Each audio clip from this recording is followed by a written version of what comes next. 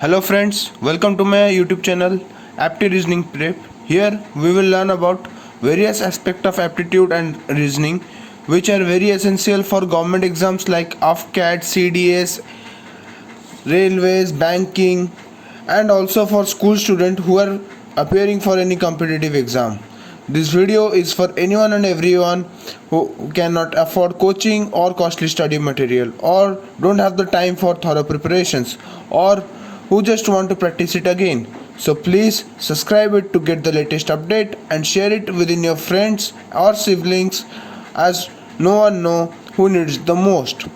So today we will cover the second part of the aptitude topic percentage, where we will learn about different concepts like our percentage error, successive percent, then depreciation, increase decrease in the salary. Okay, and we'll also do many questions to get a proper understanding.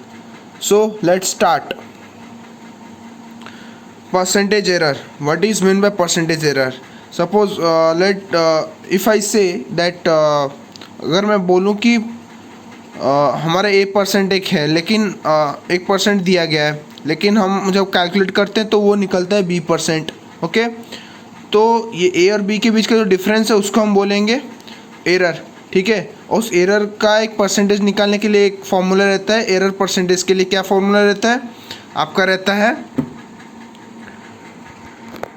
Error by original value into 100. Okay, तो error equals to difference between original value, जो आपका original value by wrong and wrong value, इन दोनों के बीच का जो आपका difference होता है उसी को हम बोलते हैं एरर. ठीक है, तो उसको निकालने आप मतलब कि फॉर्मूला क्या है? Percentage error equal to error by original value into 100.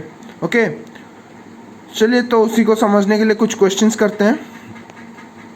पहला क्वेश्चन है, a student multiplied a number by 3 instead of 5. What is the percentage error in calculation? एक लड़का, उसको एक नंबर को 5 मतलब कि 5 के साथ डिवाइड करना था, लेकिन वो क्या 3 के साथ, तो कितना का परसेंटेज एरर है? ठीक है, तो अभी हम क्या करेंगे? एरर वैल्यू पहले निकालेंगे. क्या है एरर वैल्यू? 5 माइनस 3 कितना है आपका? 2. सो एरर परसेंटेज कितना होगा?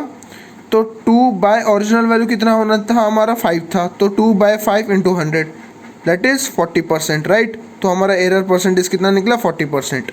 ओके,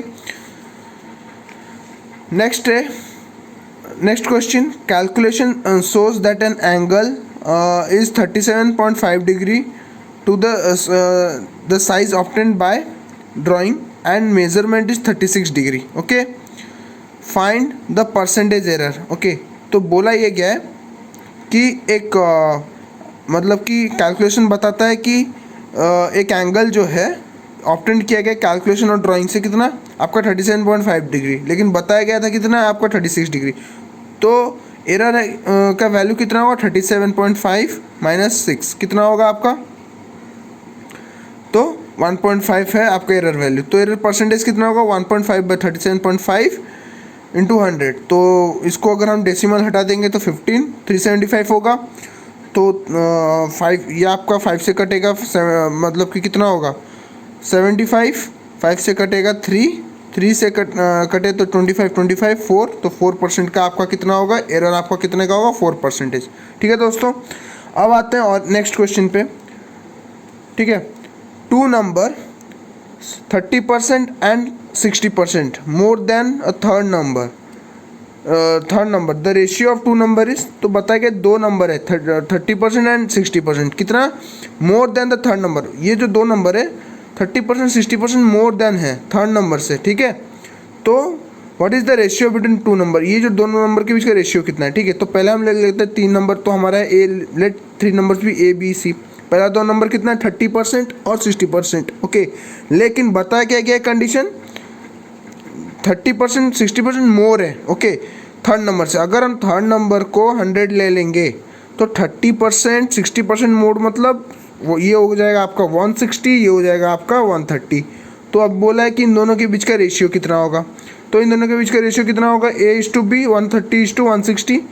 10 कट जाएगा तो 13:16 होगा आपका आंसर रेशियो. ठीक है, अब आते हैं नेक्स्ट कॉन्सेप्ट पे. जो है हमारा परसेंटेज इंक्रीज और डिक्रीज और परसेंटेज इंक्रीमेंट और डिक्रीमेंट। ठीक है दोस्तों, अब यहाँ पे देखते हैं, यहाँ पे कुछ एक चीज़ें से मतलब जब भी कोई चीज़ बढ़ेगा तो वो इंक्रीज होता है या फिर इंक्रीमेंट होता है, और अगर डिक्रीज होता है तो डिक्रीमेंट भी होता है। इसी में आपका सैलरी, इनकम और पॉपुलेशन के क्वेश्चंस रहेंगे। ठीक है दोस्तों, फॉर एग्जांपल एक अमाउंट, इसको समझने के लिए एग्जांपल लेके समझते हैं। ठीक है, जैसे एक अमाउंट है 300, ओके। अब पूछा गया है कि 300% इंक्रीमेंट, इस अमाउंट में 300% का इंक्रीमेंट कितना होगा। तीन तरह से हम निकाल सकते हैं। पहला तरीका, एक तो 300 प्लस 300 इंटू 30% का इंक्रीमेंट है, 300 इंटू 30/100 करेंगे तो 390 निकलेगा। या फिर मैं आपको जो पिछले पार्ट 1 में जो आपको टेबल बताया था, तो 30% को अभी हम क्या करेंगे, 30% किस में है इसका, मतलब ये 100% में उसका इंक्रीज, 100% में 30% इंक्रीज है, मतलब 130%। तो 300 इंटू 130/100 390। या फिर सीधी सी बात, सीधी और एक बहुत इजीली कर सकते हैं, 300 इंटू 130% का मतलब क्या था, डेसिमल, उसका डेसिमल कन्वर्शन 1.3 था, तो कितना होगा 300 इंटू 1.3 दैट इज 390। ठीक है, अब आते हैं कुछ टेबल पे, इसको देखते हैं।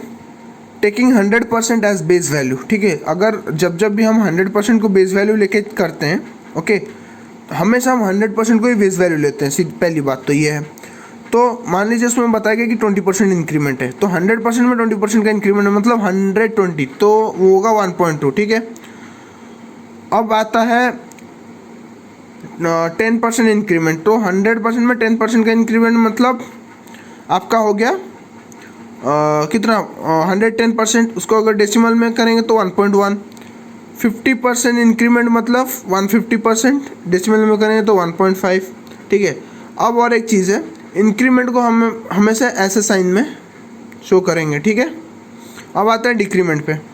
तो डिक्रीमेंट में क्या है, 20% डिक्रीमेंट। ठीक है, तो 20% डिक्रीमेंट मतलब 100 से 100 के ऊपर 20% डिक्रीमेंट मतलब कितना, 80% होगा, तो कितना होगा 0.8। बताया 75% डिक्रीमेंट, तो कितना होगा, 100% में 75% का डिक्रीमेंट मतलब 25%, तो कितना बचा 0.25। ओके, अब 50% डिक्रीमेंट मतलब 100 में 50% का डिक्रीमेंट मतलब बचा कितना, और 50% मतलब 0.5। ओके, तो चलिए इसी को लेकर एक दो क्वेश्चन करते हैं।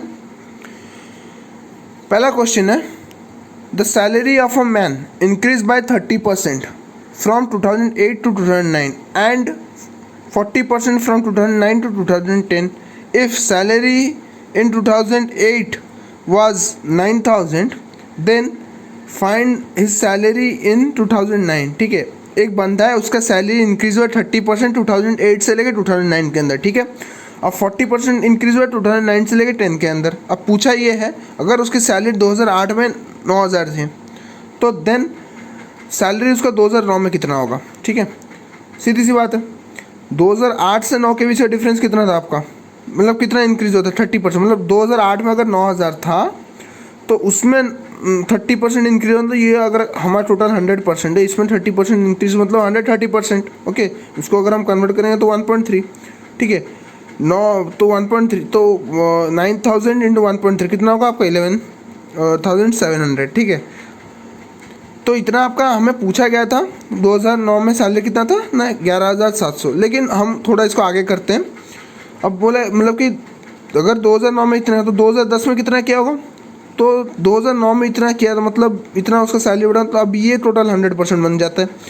अब इसमें क्या हुआ, इसमें इसका 40% इंक्रीमेंट हुआ है, मतलब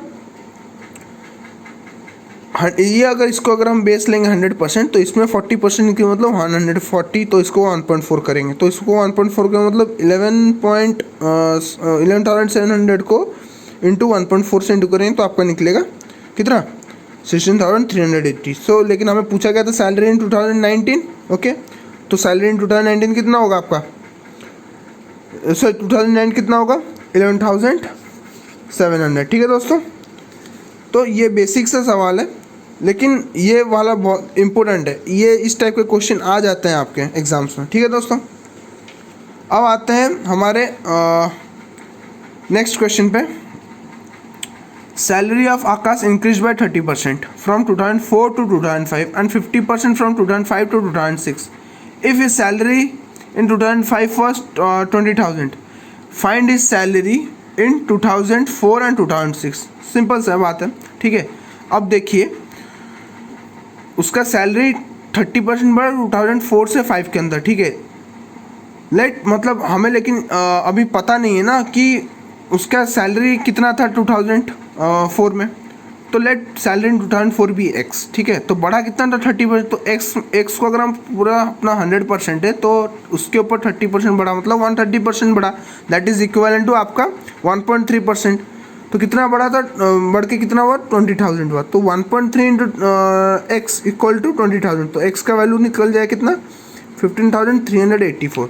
इतना आपका बढ़ा था कब 2004 में, क्योंकि इतना से 30% बढ़ा ना, तो ये एक्स था, तो ये इंटू ये होने से ये निकलता था हमारा 1.3 एक्स इंटू 1.3, तो ये निकला। तो अगर इसे वही करेंगे जो 1.3 डिवाइडेड बाय 20,000 डिवाइडेड बाय 1.3 कर लेंगे तो हमारा निकल जाएगा 15,384।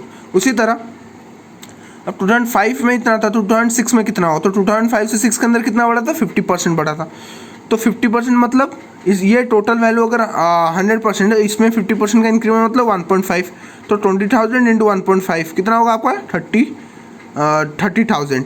तो उसका 2004 में कितना सैलरी बढ़ा 15,384, 2006 में कितना बढ़ा बढ़ के कितना हुआ 30,000। ओके, तो आते हैं अभी नेक्स्ट कॉन्सेप्ट की ओर, जिसका नाम है सक्सेसिव परसेंटेज चेंज। ये आपका दोस्तों बहुत ज़्यादा इंपॉर्टेंट है, ठीक है। और इसी के थ्रू आपको मैं बता रहा हूँ आप बहुत सारे क्वेश्चन इजीली कर पाएंगे, ठीक है। ये इंपॉर्टेंट है, मार्क कर लीजिए, मैं बता रहा हूँ अभी से, ठीक है। सक्सेसिव परसेंटेज चेंज, तो सक्सेसिव परसेंटेज चेंज का मतलब क्या है, it is the overall percentage change, ठीक है। दो मतलब आप कभी कभी देखे होंगे जब आप गए होंगे किसी भी मॉल पे, तो आपको दिया गया होगा, मॉल्स पे लिखा गया होगा 40% एंड 20% डिस्काउंट, तो लोग समझ जाते हैं कि भाई ये 60% का डिस्काउंट, जबकि ये इतना होता नहीं है, बहुत कम होता है, 60% से तो कम ही होता है। तो ये उसी तरह का ही कुछ है। अब आप इसको अगर आप समझ लेंगे तो आप जान पाएंगे कि क्या ट्रिक यूज़ करते हैं मॉल वाले, तो आपको पता चल पाएगा और आप नेक्स्ट टाइम जब मॉल को जाएंगे तो उसी हिसाब से आप अपना ख़रीदारी भी कर पाएंगे, ठीक है। जैसे it's the overall percentage change, तो इसमें लेकिन दो तरह का होता है सक्सेसिव, मतलब कि फॉर 2 सक्सेसिव परसेंटेज का एक ओवरऑल चेंज निकलता है, फॉर 3 सक्सेसिव परसेंटेज का एक ओवरऑल चेंज निकलता है, ठीक है। तो पहले हम 2 के लिए देखते हैं।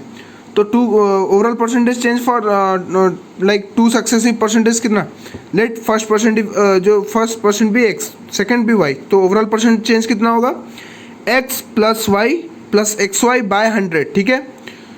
तो ये आपका फॉर्मूला, इसको आप रट लीजिए, याद कर लीजिए, ये आपका बहुत ज़्यादा इंपॉर्टेंट है। आगे जो भी हम करेंगे इसी के थ्रू ही आपका आधा से ज़्यादा आंसर सॉल्व होने वाला है, ठीक है।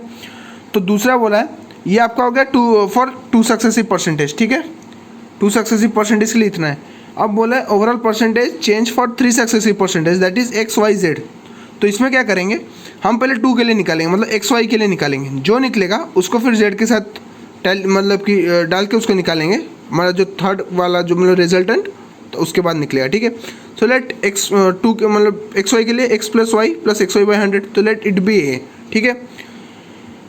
अब नाउ अब वो ए को लेंगे जेड को लेंगे, तो A plus Z plus A into Z by 100 कर लेंगे, तो जो निकलेगा वो आपका टोटल ओवरऑल 3 सक्सेसिव परसेंटेज का जो ओवरऑल परसेंटेज चेंज होगा, ठीक है।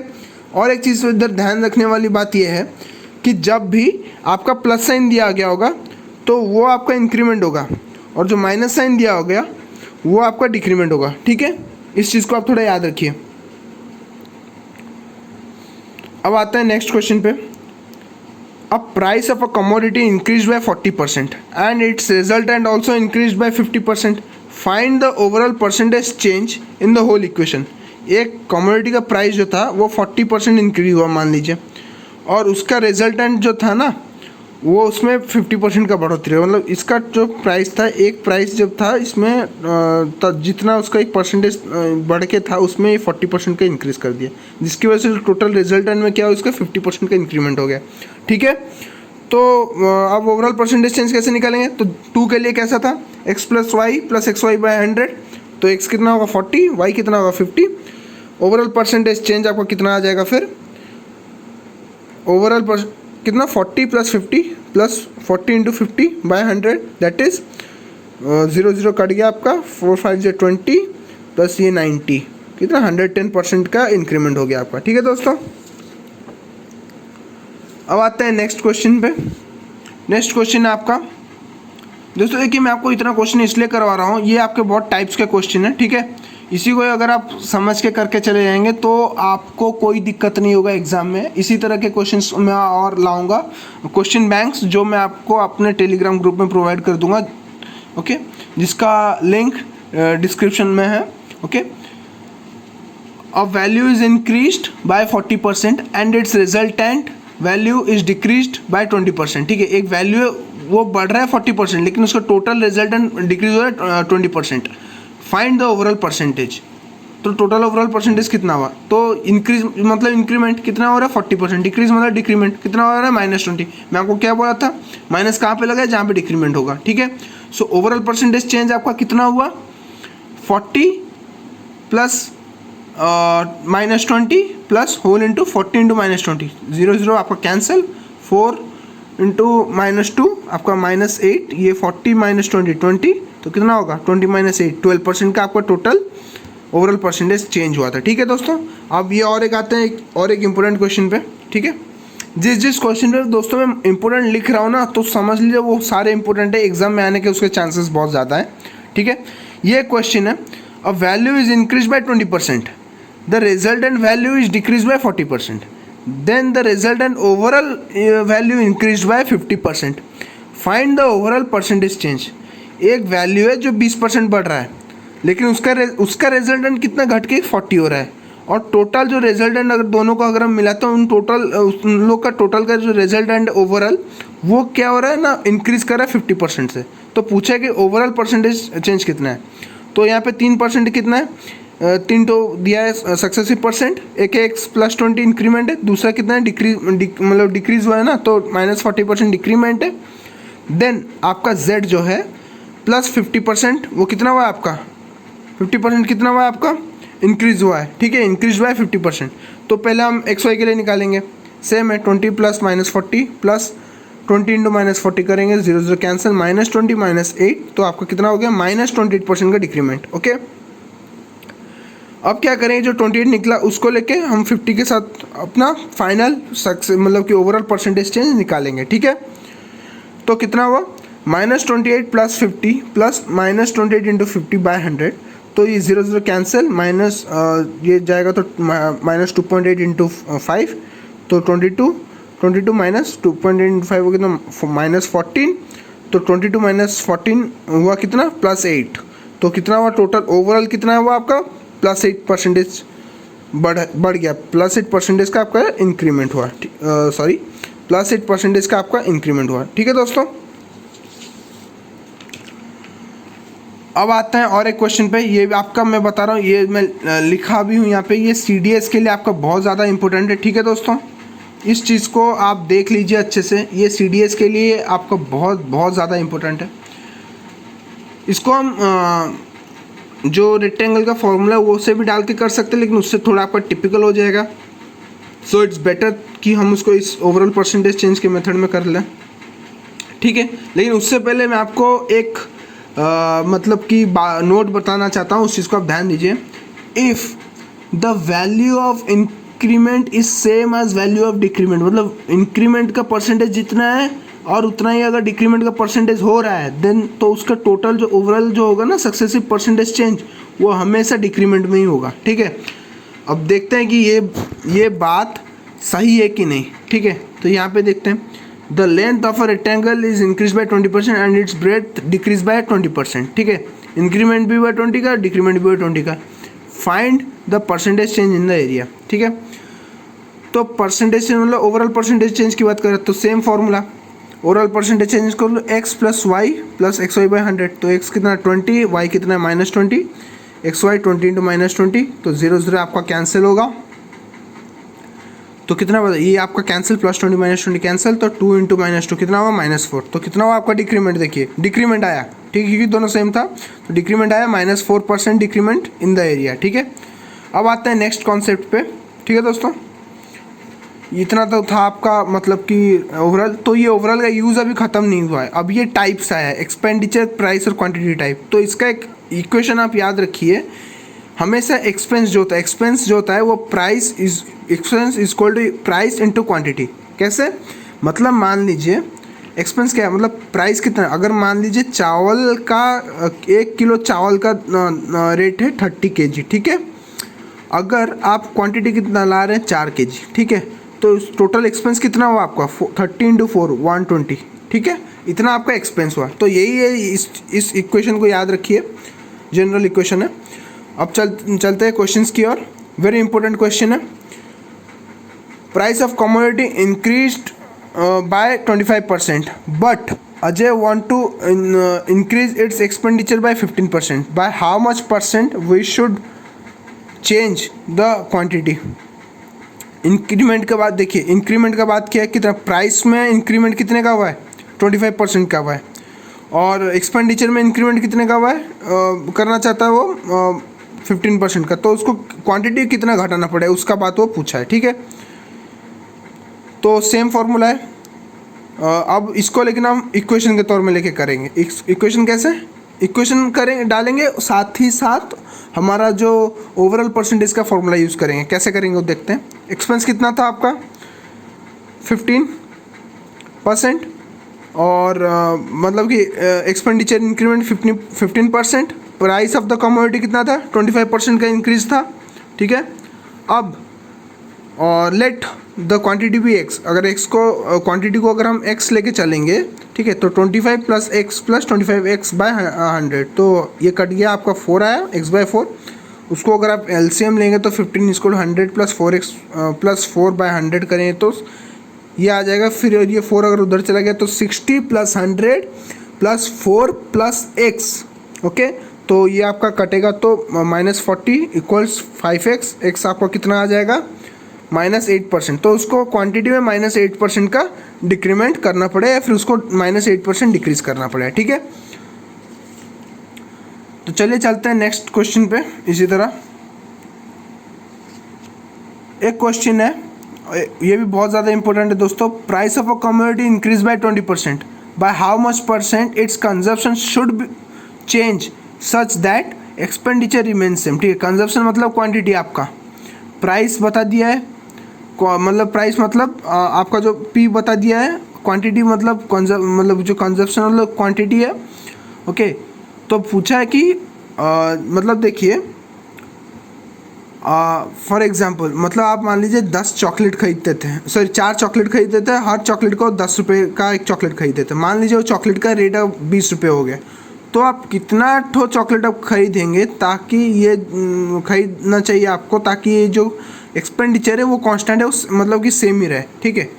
अब मान लीजिए क्योंकि ये तो कांस्टेंट है, हमें वैल्यू पता नहीं, तो इसको हम 0 लेके चलते हैं, ठीक है। अब उसको वही इक्वेशन में डालेंगे, expenditure equals price into quantity, तो 0 = 20 प्लस, अब इसको ओवरऑल में डालते हैं 20 + x + 20x/100, तो कटा तो x/5 आया आपका, ठीक है। तो ये अगर आप टोटल LCM गया तो 5 गया तो 100 + 5x/5 होगा, फिर 5 उधर चला गया तो आपका 0 हो गया, ठीक है। अब क्या है कि टोटल हो गया आपका 6x = -100, तो 6x -100 हुआ, मतलब x = -50/3, तो x कितना हुआ -16.6। इतना आपको डिक्रीज करना है, मतलब आपके क्वांटिटी में -16.6 का आपको डिक्रीमेंट करना पड़ेगा, ठीक है दोस्तों। अब आते हैं और एक सवाल पे। ये आपका दोस्तों मैंने लिख भी दिया है, ये सवाल लेके चलिए। CDS, AFCAT, SSC, CPO आना तय है, एक बार नहीं आया तो दूसरी बार आएगा, ठीक है। मैं इसको एक बार कभी देखा हूँ, मतलब 2 बार इसको एक ही अटेम्प्ट, मतलब जो मान लीजिए मैं अपना 2020 का सेकेंड अटेम्प्ट का बात कर रहा हूँ, ये क्वेश्चन मैं देखा हूँ CDS और AFCAT में, सॉरी CDS और SSC CPO में देखा हूँ, ठीक है। क्वेश्चन क्या है, ratio of number of boys and girls is 7:8। एक क्लास में नंबर ऑफ बॉयज़ और गर्ल्स का रेशियो कितना है? 7:8। ठीक है। इफ़ द परसेंटेज इंक्रीज, ठीक है, अगर परसेंटेज इंक्रीज जो है, ठीक है, अगर परसेंटेज इंक्रीज मतलब क्या हो रहा है ना, अगर मान लीजिए और नए बच्चे आ गए और उनके जो परसेंटेज इंक्रीज कितना हो गया बॉयज़ और गर्ल्स का, 20% बॉयज़ का इंक्रीमेंट हो गया, 10% गर्ल्स का इंक्रीमेंट हो गया। अब पूछा है कि नया रेशियो क्या है, अब पूछा है कि नया रेशियो क्या होगा। ठीक है, लेट बॉयज़ का कितना है 7, गर्ल्स का कितना है 8। ठीक है, तो ये 7 को अगर हम टोटल को अगर 100% 8 को इसका गर्ल्स का टोटल का ओवरऑल का 100% लेके चलेंगे तो इसमें इंक्रीमेंट कितना कितने का हुआ है? 20%, 10% का। तो 20% मतलब 120%, दैट इज मतलब उसका डेसिमल इक्विवेलेंट कितना होगा? 1.2। गर्ल्स का कितना? 110%, his decimal equivalent equal to 1.1। तो उसको क्या करेंगे सिंपली, न्यू रेशियो क्या होगा आपका? 7 × 1.2 जो आपका बॉयज़ का था डेसिमल इक्विवेलेंट, गर्ल्स का 8 × 1.1 गर्ल्स का जो इक्विवेलेंट था, दैट इज 8.4 × 8.8। अब डेसिमल अगर दोनों साइड से हटा लेंगे सिंप्लीफाई करने के लिए, 84:88 द न्यू, सो आपका 4 से कटे तो 21, 4 से कटे तो 22, so your new ratio will be 21:28, sorry 21:22। Okay, तो चलो फ्रेंड्स चलते हैं एक टाइप क्वेश्चन की ओर, पॉपुलेशन ग्रोथ। ओके दोस्तों, तो पॉपुलेशन ग्रोथ ये जो क्वेश्चन है, ठीक है, ये क्वेश्चन भी आपका एक तरह का इम्पोर्टेंट है और मैं आपको मैं फिर से बता रहा हूँ दोस्तों, मैं आपको सारा का सारा इम्पोर्टेंट क्वेश्चन करवा रहा हूँ। ठीक है, इसी टाइप्स के क्वेश्चन आएंगे, इससे थोड़े अलग नहीं आए, इससे बिल्कुल अलग नहीं आएंगे। अगर आप CDS FCAT SSC की तैयारी कर रहे हैं, ठीक है, इसी टाइप के क्वेश्चन आएंगे। और मैं आपको जनरली बता रहा हूँ, इसमें कोई रॉकेट साइंस नहीं है, आप कोई भी रॉकेट साइंस नहीं है। देखिए कुछ भी मतलब कि ऐसा टिपिकल फार्मूला भी आपका यूज़ नहीं हो रहा है, बस आपको क्वेश्चन सही से समझना है कि क्वेश्चन में पूछा क्या है और बताया क्या गया है। ठीक है, अगर आप ये चीज़ समझ लेंगे तो आप उसके बाद अप्रोच भी अपने तरीके से लगा सकते हैं। और अगर आपका अप्रोच सही रहा तो आप इजीली इन चीज़ों को 2 या 3 लाइन में कर सकते हैं। देखिए, तो चलिए आते हैं क्वेश्चन पे और एक पॉपुलेशन ग्रोथ के ऊपर ये क्वेश्चन है, बड़ा इंपॉर्टेंट सा क्वेश्चन है ये। ठीक है, ओके, जैसे क्वेश्चन ये है, इन अ सर्वे, एक सर्वे होता है, population of city is increase by 10% every year. हर साल पॉपुलेशन एक सिटी का इंक्रीज होता है 10% से। ठीक है, कब, कितने साल तक? 2 साल तक। और उसके बाद फिर क्या होता है? And then decrease by 10% for every 2 years। Okay, if the population in 4 year was 1 lakh, okay, what was it after 4 years? Okay, तो बोला ये गया है कि आपका मतलब कि एक साल है, मतलब उसको ईयर 0 लेके चलते हैं, उस साल आपका पॉपुलेशन था 1 लाख। ठीक है, उसके बाद वो लगातार 2 साल तक 10% इंक्रीज़ किया है, उसके बाद फिर 10% डिक्रीज़ किया है। ठीक है, तो पूछा है कि टोटल 4 साल बाद कितनी पॉपुलेशन है। ठीक है, अब दोस्तों एक और चीज़ मैं आपको बताना चाहूँगा, जैसा कि मैं आपको पहले बताया था दोस्तों, याद है कि जहाँ पे आपका इंक्रीमेंट और डिक्रीमेंट का वैल्यू सेम रहा वहाँ पे हमेशा वैल्यू डिक्रीमेंट में ही आएगा, यानी डिक्रीज में आएगा। ठीक है, तो लेट ईयर 0 कितना था आपका? 1 लाख, उसमें 10% इंक्रीमेंट मतलब 110%, दैट इज़ 1.1। अगर 1 लाख में 1.1 इंटू हुआ तो आपको 1,10,000। अब ये हो गया टोटल 100%, इसमें आपका टोटल 10% का इंक्रीमेंट हुआ है, मतलब 110% मतलब 1.1। फिर हो गया आपका इंटू, इसको इंटू करेंगे 1.1 के साथ तो कितना होगा? 1,21,000। अब उसके बाद क्या हुआ है, ये अगर आप, ये अब बन गया ईयर 2 का आपका 100%, 1,21,000। अब इसमें क्या हुआ है, ये जो पॉपुलेशन में -10% मतलब डिक्रीमेंट हुआ है 10% का, मतलब 100 से 10% का डिक्रीमेंट हुआ है मतलब 90%, तो 0.9, तो कितना हुआ आपका? 1,08,000। अब ये जो बचा आपका, ये अब हो गया आपका टोटल 100%, ईयर 3 के लिए ये हो गया आपका 100%। अब ये इसमें भी आपका 10% का डिक्रीमेंट हुआ है, मतलब 100% 10% का डिक्रीमेंट मतलब 0.9%। ठीक है, ये आपका 0.9% है।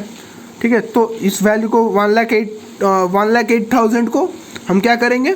0.9 से इंटू करें तो हमारा कितना निकलेगा? 97,200। ठीक है, और इसको ऐसे भी कर सकते हैं। ठीक है, वहाँ मतलब कि आपका जो 1 लाख है उसमें इंटू मतलब कि पहले साल के लिए कितना हुआ था इंक्रीमेंट 1.1 का, दूसरे साल के लिए 1.1 का, लास्ट के 2 साल कितना हुआ था 0.9 का। सीधे सिंपल इसको इंटू कर देंगे 1.1 इंटू 1.1 इंटू 0.9 इंटू 0.9 कितना हुआ 97,200। ठीक है, तो और एक क्वेश्चन आता है सैलरी ग्रोथ के ऊपर। ये तो हो गया आपका पॉपुलेशन ग्रोथ। पॉपुलेशन ग्रोथ के क्वेश्चन जैसे भी आए आप ऐसे कर सकते हैं। ये आप अगर इस अप्रोच में करेंगे तो आप बहुत इजीली इसको हैंडल कर सकेंगे। ठीक है दोस्तों, अब आते हैं सैलरी, एक नेक्स्ट टाइप सैलरी। ठीक है, ये आपका आता है मान लीजिए एक सैलरी मतलब तनख्वाह जिसकी बात हम करते हैं उसकी बात हो रही है यहाँ पे। ठीक है, मतलब लोग होते हैं कभी कभी कंपेयर करते हैं कि भाई मेरी सैलरी इतनी है, मेरे दोस्त की सैलरी मेरे से इतनी गुना ज़्यादा है। ठीक है, तो इसी तरह से हम पता लगा सकते हैं, या फिर कुछ कई जगह पे ऐसे बताया गया होगा कि लाइक तुमको बताया गया होगा कि तुम्हारी सैलरी 80,000, तो और बताया गया होगा कि भाई वो जो और एक तुम्हारे साथ कलीग है उसका सैलरी तुमसे 120% ज़्यादा है कि 10% ज़्यादा है। तो उधर ये चीज़ अगर हम जानते होंगे तो हम इजीली पता लगा सकेंगे कि कितना उसका सैलरी है, फिर कितना हमारा सैलरी है, कितने का हम इंक्रीमेंट और डिक्रीमेंट है। ठीक है दोस्तों, तो क्वेश्चन ये है, दो टेलर हैं एक्स एंड वाई नाम। ठीक है, और उनको हर हफ्ते मिलता था कितना, and they are paid a total of 770 per week by their employer. If X is paid 120% of sum paid to Y, then how much is Y paid per week. बोला गया है कि दोनों को मिलता है टोटल मिला के 770 रुपीज़ पर वीक। अगर x को 120% ज़्यादा, मतलब कि x को मिलता है 120% ज़्यादा y से, तो how much is y paid per week, तो y को पर वीक कितना मिलता है। तो अब इसको हम सिंपल सी बात है कि x और y का मतलब कि सैलरी मिलाएंगे तब भी आके 770 होता है ना। और क्वेश्चन में क्या दिया है ये देखिए, ये पॉइंट में आप क्वेश्चन को देखिए यहाँ पे समझ सकते हैं। तो ऐसे ही आप अगर क्वेश्चन को अच्छे से पढ़ेंगे तो क्वेश्चन में आपका देखिए यहाँ पे आंसर है, आंसर यहीं भी सिंपलीफाई हो जाएगा कि x is paid 120% of y। 120% of y मतलब कि क्या होगा आपका x, अगर x मतलब कि क्या होगा x equal to 120% of y मतलब 120y, दैट इज, इसको अगर हम फ्रैक्शन में कन्वर्ट करें तो 6/5y। ठीक है, अब उसी वैल्यू को इधर डालेंगे। ओके, x का कितना है अमाउंट 6/5y, y का कितना है खाली y, तो 770।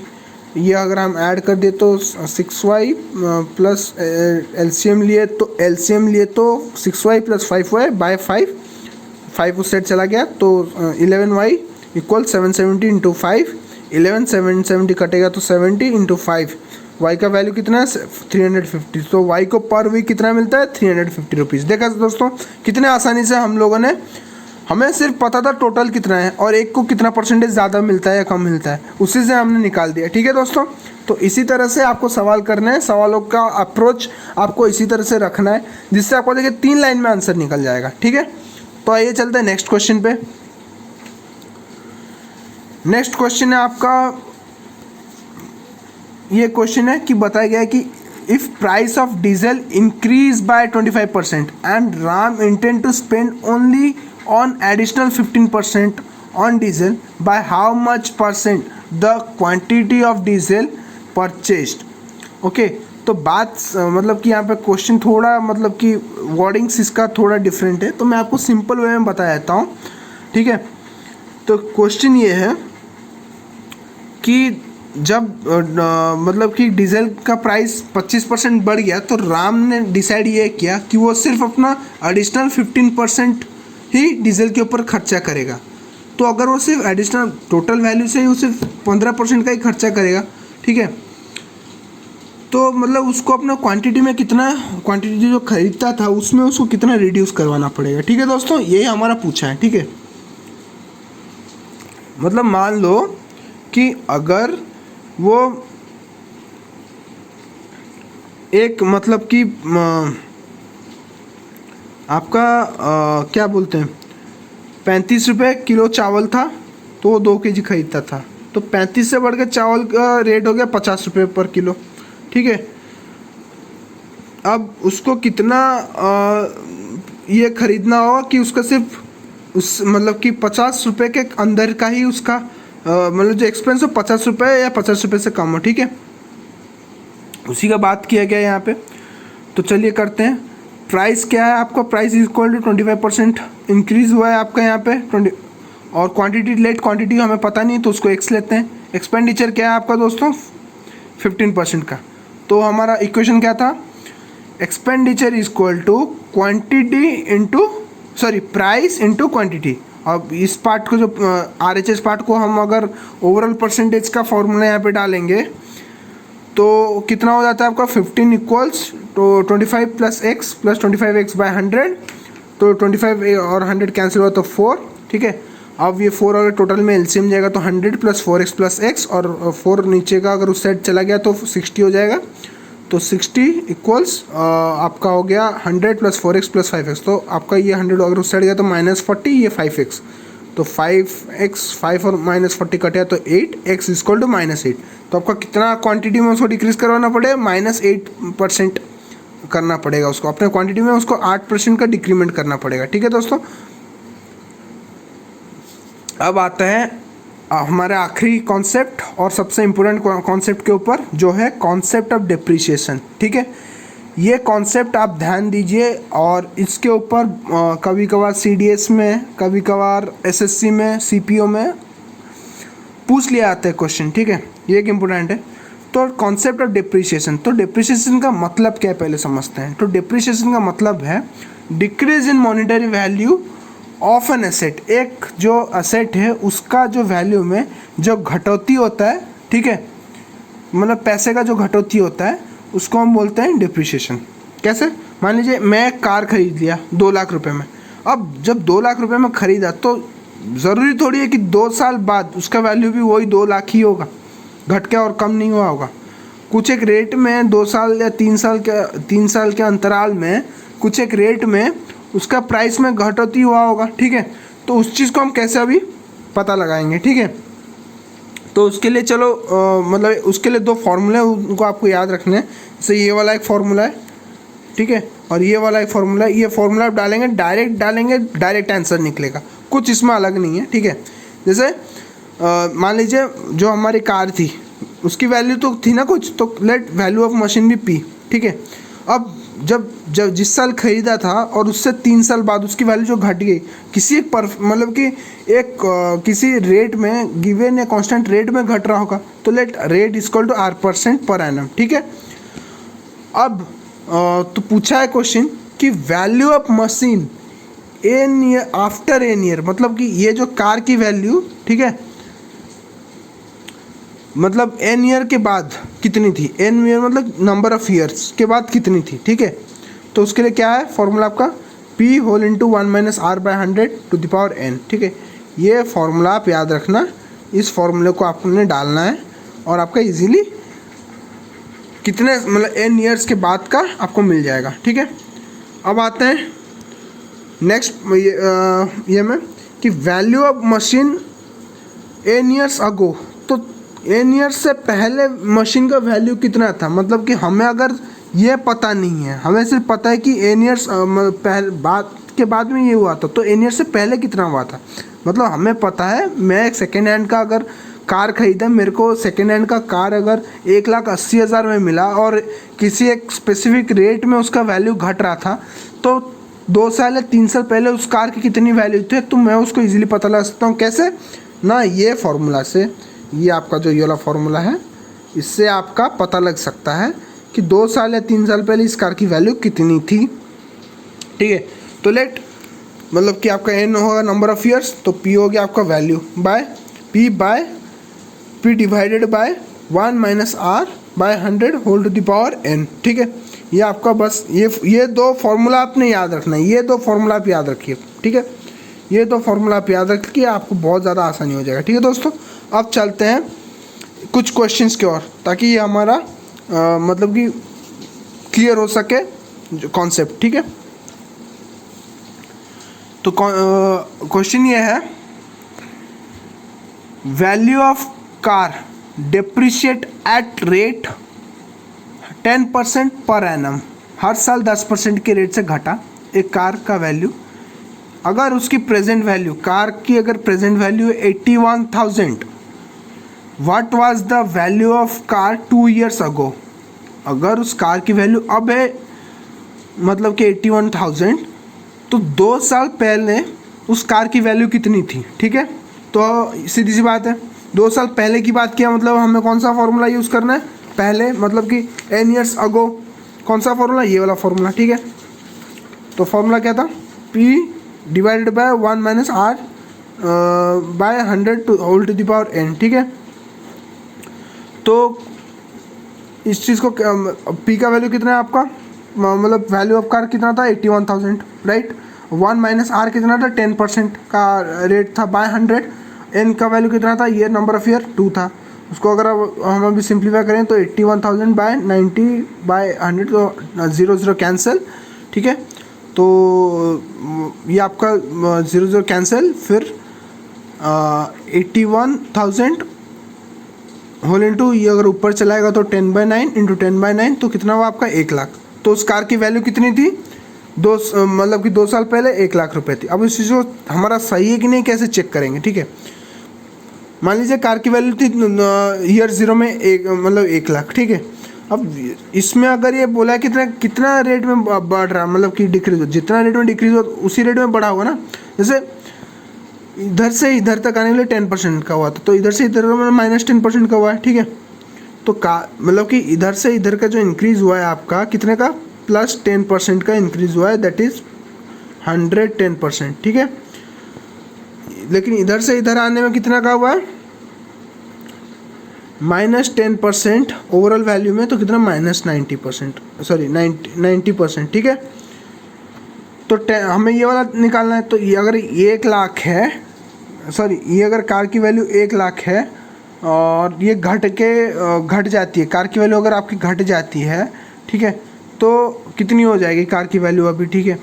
तो कार की वैल्यू कितनी हो जाएगी आपको वो अभी कैलकुलेट करना है। तो मतलब आपको कौन सा वाला कैलकुलेट करना है, -10% वाला कैलकुलेट करना है। तो 1 लाख 1 लाख इंटू 90% कितना होगा, 0.9, 1 लाख इंटू 0.9 कितना हुआ, 90,000। अब उसमें फिर ये अगर आपका टोटल वैल्यू बना, ठीक है, उसमें आपको ये अगर आपका पूरा 100% वैल्यू बना, उसमें आपका फिर से 10% रिड्यूस हुआ है, ठीक है। तो 90 में मतलब कि 90 अगर उसको टोटल आपका 100%, तो उसमें 10% मतलब माइनस, मतलब क्या होगा आपका 100 माइनस 10 मतलब 90, दैट इज़ 0.9। तो 90 के में इंटू 0.9 करेंगे तो 81,000 निकलता है आपका, जो कि हमारा क्वेश्चन में जो था पी का वैल्यू 2 साल बाद 81,000 तो मैच करता है, ठीक है। तो इसका मतलब क्या है, तो 2 साल पहले उसकी वैल्यू कितनी थी, 1 लाख। तो आते हैं हमारे लास्ट क्वेश्चन पे। The value of a machine depreciate at rate of 16% पर एनम, ठीक है। If the price of new machine is 62,500, it's value after 3 year will be, ठीक है। क्वेश्चन क्या है, बोला है एक मशीन है, उसकी वैल्यू कितने मतलब रेट में मतलब कि घटती है, 16% पर एनम के रेट से घटती है, ठीक है। अब बोला ये है कि अगर price of the new machine, अगर वो नया मशीन जो खरीदा हुआ है उसका रेट है अगर आपका 62,500, तो पूछा ये 3 साल बाद उसकी वैल्यू कितनी हो जाएगी, ठीक है दोस्तों। तो 3 साल बाद उसकी वैल्यू कितनी हो जाएगी ये हमें पूछा है। तो सिंपल से मतलब हमारा बात के लिए क्या फॉर्मूला था, मतलब n years after n years क्या फॉर्मूला था, p whole into 1 minus r by 100 whole to the power n। ये वाला फॉर्मूला हम आफ्टर n years के लिए लगाते थे। हमें क्वेश्चन में पूछा है कि 3 साल बाद आफ्टर n years, तो r कितनी थी आपकी रेट 16%, p मतलब वैल्यू कितना था 62,500, ठीक है, और n मतलब कि आपका ईयर कितना था, नंबर ऑफ ईयर्स 3 years।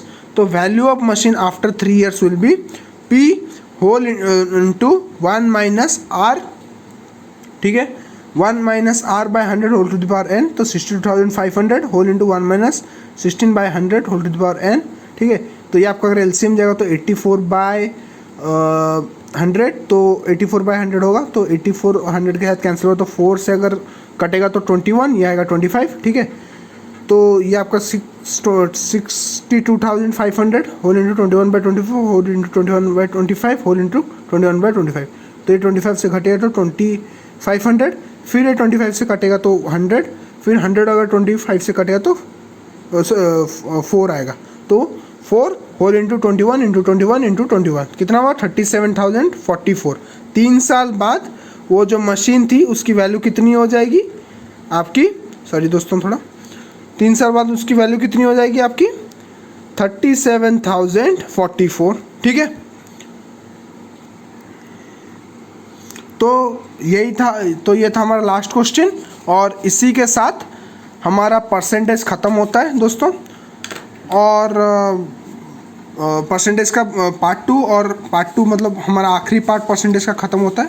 कुछ इसमें परसेंटेज में आपका हार्ड टॉपिक नहीं है। देखिए बहुत सा इजी चीज़ है, हम बचपन से करते आए हैं। जब भी मान लीजिए आप एग्ज़ाम में आपके मार्क्स आते थे तो हम इजीली कैसे कैलकुलेट करते थे, जितना मार्क्स हमारा टोटल था और जितना हमने ऑप्शन के इंटू 100 करते थे तो हमारा परसेंटेज निकलता था।